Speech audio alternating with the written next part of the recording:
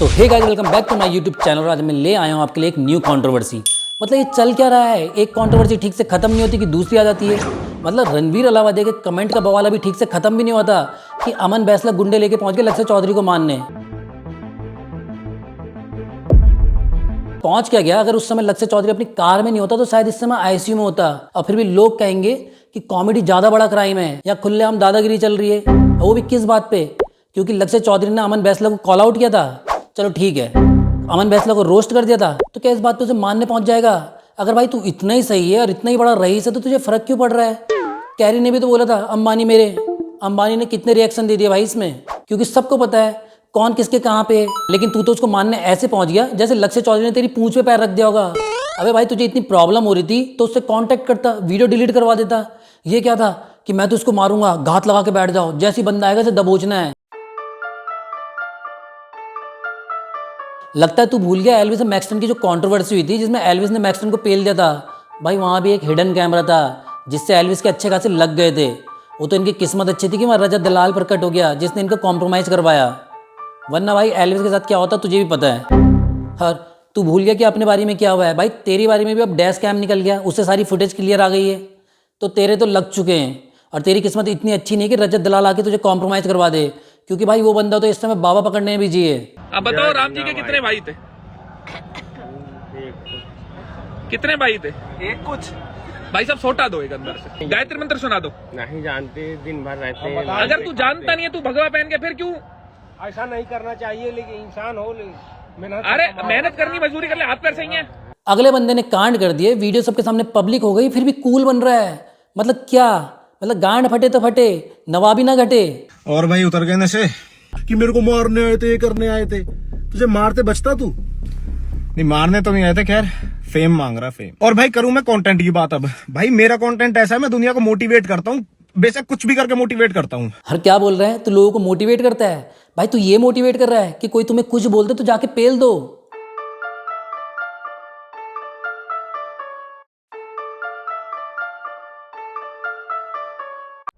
मैं जो दिल्ली जैसे शहर में हाईवे में खुलेआम ये सब हो रहा है और किसी को कानो कान खबर नहीं है, कोई एक्शन नहीं लिया जा रहा है, तो भाई गांव कस्बे में अगर ये होगा तो कोई क्या ही कर लेगा?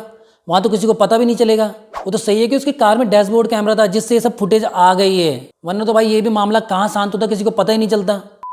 अभी तुम सोच रहे होंगे कि अमन बैसला है कौन? तो भाई ये इंसान नहीं है, एक फैक्ट्री है। जैसे वो था कि एक तरफ से आलू डालो, दूसरी तरफ से सोना निकलता है, तो तुम इसे 6,000 रुपये दो, ये तुम्हें करोड़पति बनाएगा। 21 दिन में पैसा डबल। अब इससे ज़्यादा इसके बारे में मैं नहीं जानता, ना मैंने कोशिश की इसके आईडी को चेक करने की, इसके बारे में जानने की।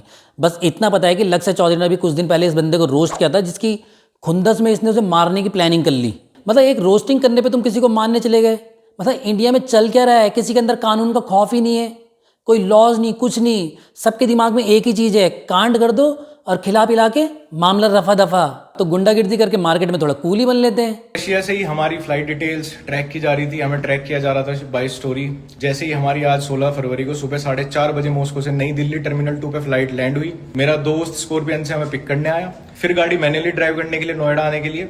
हमें दिल्ली एयरपोर्ट के रास्ते पे ही एक इटियोस गाड़ी और 2 थार, जिसमें अमन बैसला, हर्ष विकल, जिन पे मैं एक अभी लास्ट वीडियो बनाई थी यूट्यूब पे, वो सब लोग थे, प्लस 7-8 और लड़के थे। गुंडे बोलूंगा मैं, क्योंकि इनके हाथ में हॉकी, डंडे, असला, कट्टा वट्टा सब था। मैं अगली स्टोरी में प्रूफ लगा रहा हूँ। इन्होंने हमारी गाड़ी पे किया, जो कि मतलब कंप्लीटली अटेम्प्ट था। अगर हम उस जगह से सिग्नल ना खुलता, हम वहां से ना सही टाइम पे निकल पाते, तो ये हमें वहीं मार देते। प्रॉपर कई बार क्रैश की। मेरी गाड़ी में डैश कैम है, मैं उसकी फुटेज नेक्स्ट स्टोरी में लगा रहा हूँ। इन्होंने गाड़ी ठोकी भी, हमें रोकने की कोशिश भी की। आसपास इतनी सारी गाड़ियां हैं, फिर भी कोई डर नहीं है, खुलेआम अटैक कर रहे हैं भाई। वो बंदा अपनी जान बचा के भागा है। इस चक्कर में अगर कोई रोड पे एक्सीडेंट हो जाता तो उसकी जिम्मेदारी कौन लेता? इतना लंबा चेज हुआ है, वो भी हाईवे पे। पुलिस कहाँ है? मतलब तुम्हें दिख नहीं रहा कि ओवर स्पीडिंग हो रही है, 2 गाड़ियां 3 गाड़ियां भाग रही है एक दूसरे के पीछे? क्यों? कहीं कोई पुलिस नहीं, कोई हेल्प करने वाला नहीं। तो भाई खैर आम आदमी तो इसमें कोई हेल्प कर भी नहीं सकता था ना, जब बंदे हथियार लेके किसी के पीछे भाग रहे हैं। जिनका काम है उन्हें कानों कान खबर नहीं है, वो सो रहे हैं भैया, गाड़ियाँ भाग रही हैं, क्राइम हो रहे हैं। पुलिस कहाँ है? पुलिस बिजी है रणवीर अलावादिया को ढूंढने में, समय को समन भेजने में। अंदर बड़ा अंदर इस सीट पर बहुत सारा ये डेंट है, स्क्रैच। मतलब जिस तरीके से उसकी गाड़ी को तोड़ा गया है, अगर गलती से लक्ष्य उनके हाथ आ जाता तो वो क्या ही करते भाई। क्लियरली अटेम्प्ट टू मर्डर है ये, तो भाई इसमें कार्रवाई भी वैसी होनी चाहिए। अगर कार्रवाई नहीं होगी तो कल के दिन कोई भी किसी को मार रहा होगा खुलेआम, उन्हें पता है जाके मार दो, बाद में बोल देंगे भैया इसने मुझे रोस्ट किया था, कोई एक्शन नहीं। भाई इसने रोस्ट ही तो किया था, उसे कॉल आउट किया है, उसे जो गलत लग रहा था सोशल मीडिया पे कुछ वीडियोस पड़े थे उनके ऊपर अपना रिएक्शन दे दिया। तो भाई ये तो हम दे ही सकते हैं ना, इसमें कुछ गलत तो नहीं है। अगर तुम्हारी वीडियो सोशल मीडिया पे पड़ी है तो अगला इंसान देख के उस पर रिएक्ट भी करेगा भाई। कुछ अच्छा करेंगे तो कुछ गलत भी करेंगे, सबकी अपनी अपनी मेंटालिटी है।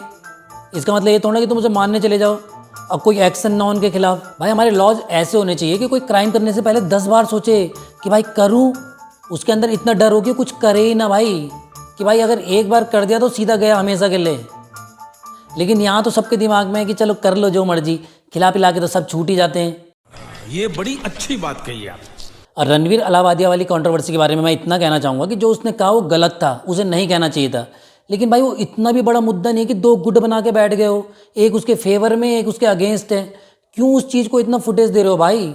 इंडिया में और भी बहुत सारे मुद्दे जिसके ऊपर तुम लोग डिस्कस कर सकते हो, जिसके ऊपर लॉज बना सकते हो। तो एक छोटी सी बात है, ठीक है उसने गलत बोला, उसे फाइन कर दो, उसको वार्निंग दे दो कि भाई अगली बार करेगा तो तेरे साथ एक्शन लिया जाएगा, बस खत्म। सबको पता है कि उसने पहले भी ऐसा कुछ नहीं बोला था और आगे भी नहीं बोलेगा, वो फ्लो में हो गया उससे। भाई उसको लेके बैठे हो, पूरा इंटरनेट उसके अराउंड घूम रहा है, पूरी politics, news channel, social media सब रणवीर अलावादिया ने ये कह दिया। अरे ठीक है कह दिया, वहाँ लोगों ने ट्रेन तोड़ दी। क्यों? क्योंकि भाई कुंभ में पाप धोने जाना है, इसलिए अपने पाप बढ़ा रहे हैं कि अच्छे से धोएंगे। वहाँ झूठी अफवाह फैला के भगदड़ में लोग मरवा दिए, कोई कुछ नहीं कह रहा है। इस बंदे ने लॉ से परेशान होकर सुसाइड कर लिया, तब भी सब चुप हैं। लेकिन भाई इनको फांसी दे दो, क्यों? क्योंकि इसने बहुत गलत बोल दिया है। भाई मतलब जो गलत कर रहा है वो तो सही है, उसको कोई कुछ नहीं कह रहा है, लेकिन जिसने गलत बोल दिया उसके ऊपर केस हो जाते हैं। चल क्या रहा है मतलब इंडिया में ये सब। भाई रणवीर ने जो भी बोला वो बिल्कुल भी एक्सेप्टेबल नहीं है, लेकिन इतना बड़ा मुद्दा नहीं है कि बाकी सारे कांड उसके सामने छोटे लगने लगे। तो भाई देख लो तुम क्या सोच रहे हो, क्या करना चाहते हो। अगर तुम चाहते हो कि कुछ तरक्की और कुछ चीज़ें सही हो जाएं, तो भाई कॉमेडियन को बैन करने से तो नहीं होगा ना वो सब चीज़ें। अच्छे लॉज बनाओ कि लोग क्राइम करने से डरें, कुछ गलत बोलने से डरें। जब तक लॉज ही नहीं है तो ये सब तो चलता रहेगा भाई। और तुम अपनी गलतियों को छुपाने के लिए एक छोटी सी गलती को इतना बड़ा करके दिखाते रहोगे। भाई जनता को दिमाग खोलने की ज़रूरत है कि चल क्या रहा है। तुम्हें मैनिपुलेट किया जाता है, जिस तरफ तुम्हें मुड़ाया जाता है, घुमाया जाता है, तुम उस तरफ चल देते हो भाई। वो साला सारे जो ये कांड हो रहे हैं ना, इन सब से तुम्हारी नज़र हटा रहे हैं कि ये सब छुपा दो, जो भी हुआ है तुम यहाँ ध्यान दो। तो भाई वीडियो को यही एंड करता हूँ। कमेंट में अपना फीडबैक दें और तुम लोग क्या सोचते हो कमेंट करके बताएं। मैं चलता हूँ, बाय।